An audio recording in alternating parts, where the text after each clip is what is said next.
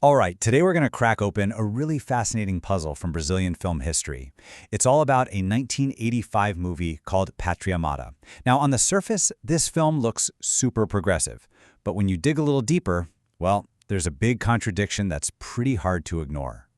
So here's the big question, the mystery we're going to try and solve today. How can a film made by a woman starring this really strong female journalist and set during a revolution somehow end up pushing old school, even sexist stereotypes? It just doesn't seem to add up, right? So how does that happen? All right, so to figure this out, we've got to start with the film itself and, this paradox at its core. Okay, so you really need to get the setting for this to make sense. Picture this, it's 1984 in Brazil. The country is finally shaking off this long military dictatorship. People are flooding the streets, literally millions of them, in this huge movement called Direitos Já, which means direct elections now. I mean, the air is just electric with hope and this feeling that things are about to change for the better. So you look at the checklist, right? And everything seems to be in place for a super progressive movie. You've got a female director, Tezuka Yamasaki, you've got this awesome independent female journalist as the hero, and it's all happening during this massive democratic movement. But, and this is the crazy part, when you look at how critics have broken it down, they say it's actually super conservative, paternalistic even, that it just falls back on these old, tired Hollywood clichés about women. It really is a head-scratcher. And the mystery just gets weirder when you hear what the director, Tezuka Yamasaki, actually said. Her goal for the main character was to embody a new generation of independent women, breaking free from a macho and retrograde society. So the intent was clearly feminist. So what on earth went wrong? Okay, let's start digging for some clues. Okay, clue number one. And funnily enough, it doesn't come from Brazil.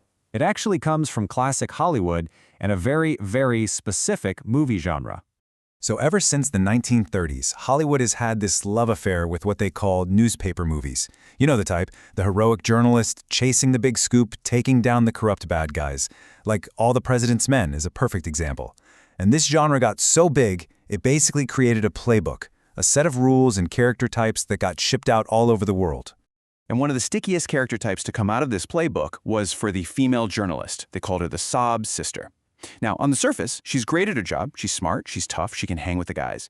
But, and this is the key, the plot almost always makes sure that her professional side gets derailed by her emotions. And here's the real kicker. Her story doesn't end with her breaking the big story. It ends with her getting the guy. Her career always takes a backseat to the romance. Just tuck that away for a minute. All right, that brings us to clue number two. This one's not a genre, it's more of an idea, a powerful theory from film studies that's all about how movies secretly teach us how to watch them. It's a concept called the male gaze. A film theorist named Laura Mulvey came up with it, and it's this idea that, for the most part, mainstream movies are built around a default male perspective. Think about it. The way the camera moves, who the story follows, it's all designed to make the audience, men and women, see the world, and especially the women in that world, through the eyes of a guy. So, how does this actually work? Well, you can kind of break it down into a few steps. First, the camera itself often acts like a man's eyes, looking at things from a controlling point of view. Next, you have the male character, who is always driving the story forward. He's the active one we're supposed to root for. That means the female character often gets pushed into being, well, a passive object, something to be looked at. And finally, her own goals and her own story get sidelined. She's there to be the hero's motivation, or maybe the prize he gets to win in the end.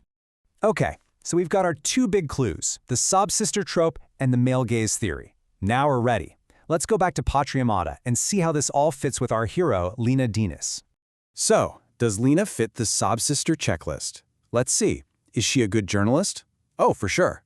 We see her out there at rallies, chasing down leads, interviewing powerful people. But does her career get pushed aside for romance? 100% yes. The whole plot just pivots away from her work and becomes all about this love triangle she's in with a young filmmaker and an older, powerful businessman. The huge political revolution, it just becomes wallpaper for her love life. And that's the whole thing, right there. The movie resolves Lina's story based on what the men do and decide, not on her own professional success. Her entire character journey is a textbook example of the sob-sister formula. So even with the director's best intentions, the film ended up relying on this super old-fashioned story where a woman's happy ending is all about finding a man, not about her career. Which leads us to the biggest question of all. Why? I mean, why are these old story formulas so powerful? So powerful that even a filmmaker who is actively trying to do something new ends up falling right back into them. Well, it seems to come down to a few things. First, you've just got the raw power of genre. Those Hollywood newspaper movies created such a strong blueprint that it just became the normal way to tell a story about a journalist, even halfway across the world in Brazil. Second, there's unconscious bias. The male gaze isn't usually someone making a deliberate choice. It's just the default setting for storytelling in a culture that's been male-dominated for so long. And finally, you have to look at the time it was made. The 80s were a time of conservative backlash against feminism pretty much everywhere. And in Brazil specifically, feminists were kind of stuck between a rock and a hard place, between a right-wing government and a left wing that cared more about class than it did about gender. So, what the case of Patriamada really shows us is that just having good intentions isn't always enough. The weight of movie history and cultural habits is heavy, and it leaves us with a pretty big question to chew on the next time you're watching a film. What does it actually take to really, truly break the mold and show us something new on screen?